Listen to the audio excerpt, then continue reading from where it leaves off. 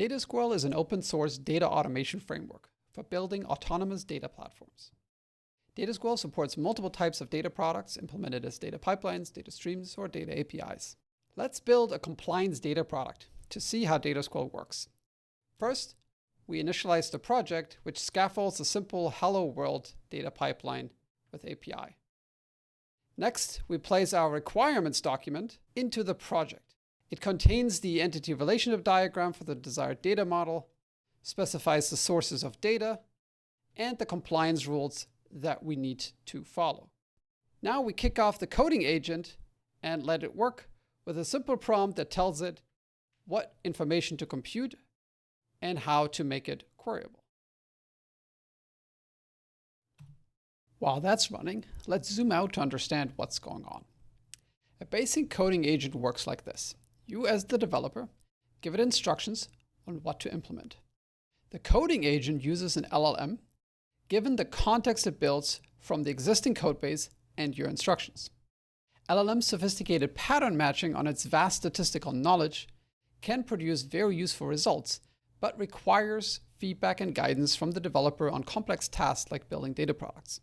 DataSQRL automates that feedback process by providing three critical components.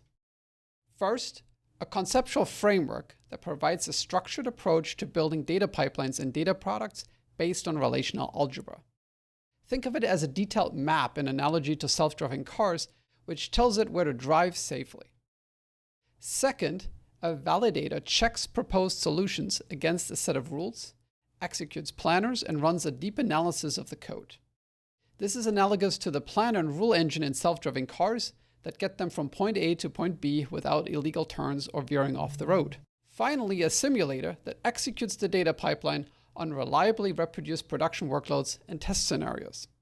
The simulator provides real-world feedback on what actually happens when the data is processed end-to-end. Let's go back to our coding agent that's been running in the background. For this demo, we paired DataSQRL with Claude Code.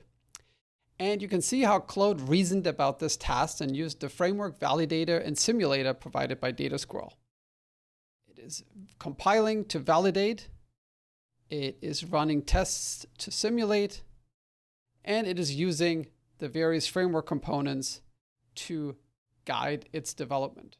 The resulting code is in SQL. That has two benefits. First, it's easy for humans to understand and validate that our compliance rules are correctly implemented.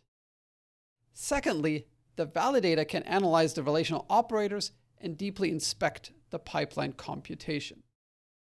We see here that the coding agent is correctly deduplicating the CDC data from the Kafka topics, enriching the main account access stream with additional relevant information, and then computing the various compliance rules that we provided in order to understand when a particular access should be flagged. We can run this locally against test data to see the data processing in action. Once the engines fire up, we can see Flink processing the data and query the results in the API. And we can connect AI agents, like Claude in this case, to the MCP endpoint exposed by our data product, so we can generate reports automatically.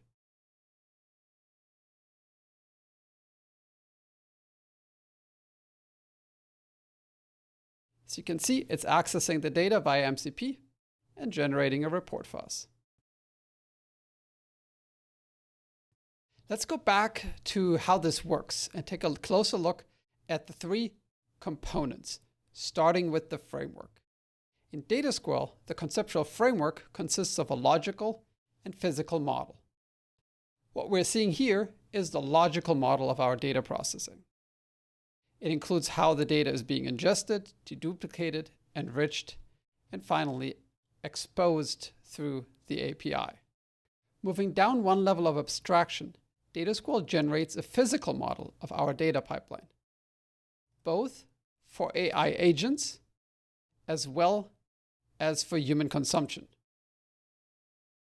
This represents the data and how it flows through the various processing steps in individual engines, like Apache Flink, Postgres, and Server, that execute those steps.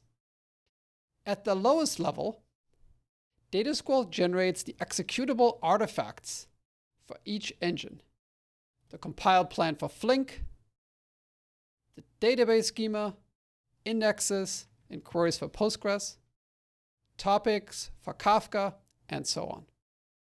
During the AI generation phase, the validator ensures the correctness of the results of those three levels: logical, physical, and executable. It checks that data flows are coherent, that data mappings are correct, that index structures are optimal, and more. We run the validator with the compile command. Behind the scenes, we rely on Apache Calcite for deep introspection of the relational model, plugging in additional rule sets and planners.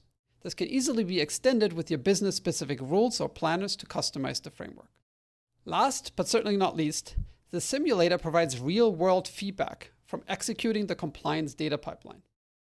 For our greenfield implementation, the coding agent has generated synthetic data for the various compliance scenarios we outlined in our requirements document. With the test command, the pipeline processes this data with the original event timestamps, creating a reproducible simulation of data flows. The results are captured in tests, which are validated as snapshots. As you can see, we are all green and ready to move this project to production. On the way, we would create additional QA datasets, and we can even pull down anonymous data from production issues or edge cases and use them to increase the robustness of our pipeline and avoid regressions. And that's a high-level outline of DataSQRL, the data automation framework. Check out the documentation for all the details and getting started tutorials. DataSQRL is open source, so feel free to check it out on GitHub and contribute to the project so we can make it a reliable and safe world model for data automation.